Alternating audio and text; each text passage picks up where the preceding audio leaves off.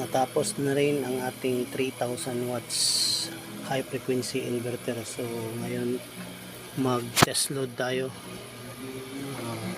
Yung kuryente natin 27.1, 27.4 dito. Ito yung low frequency na inverter ko, ginawa 2000 watts ito.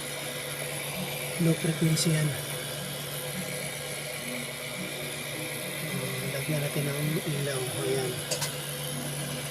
homemade pure sine wave 2000 watts low frequency inverter.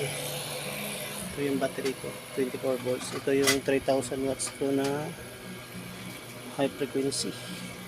So test load tayo, mag-welding tayo. Sige, on natin.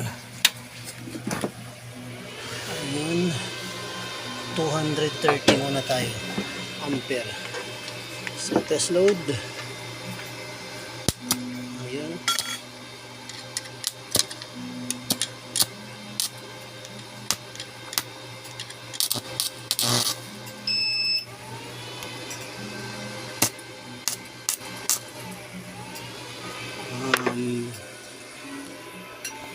Ano muna, palit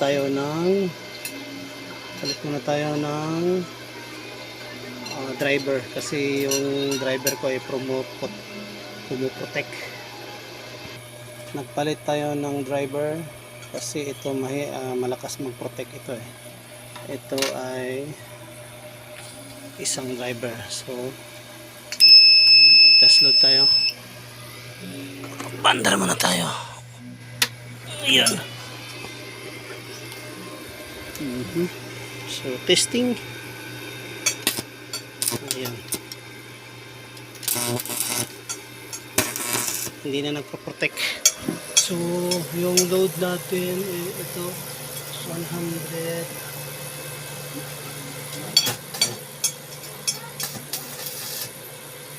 So aabot ng 2,500 watts.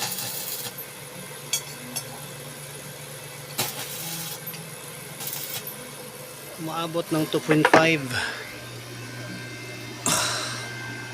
So adjust tayo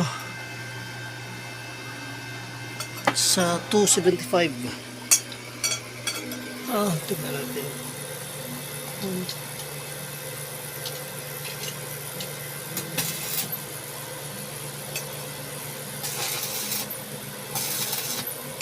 Aabot ng 4 kilowatt. No?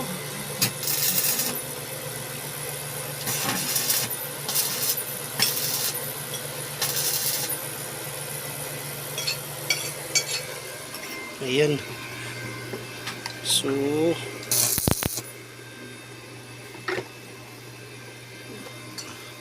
dito ay hindi kaabot ng 1 ampere. So ayan guys, success yung 3000 watts natin na high frequency inverter. Ito yung wire niya papunta dito sa welding.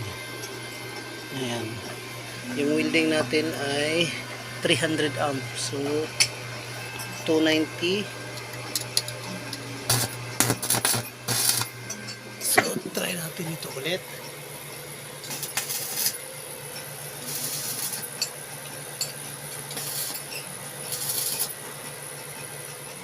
So good, it's good. Ayan, umandar yung blower niya kasi naging 45 na ito eh. So hanggang dito na lang.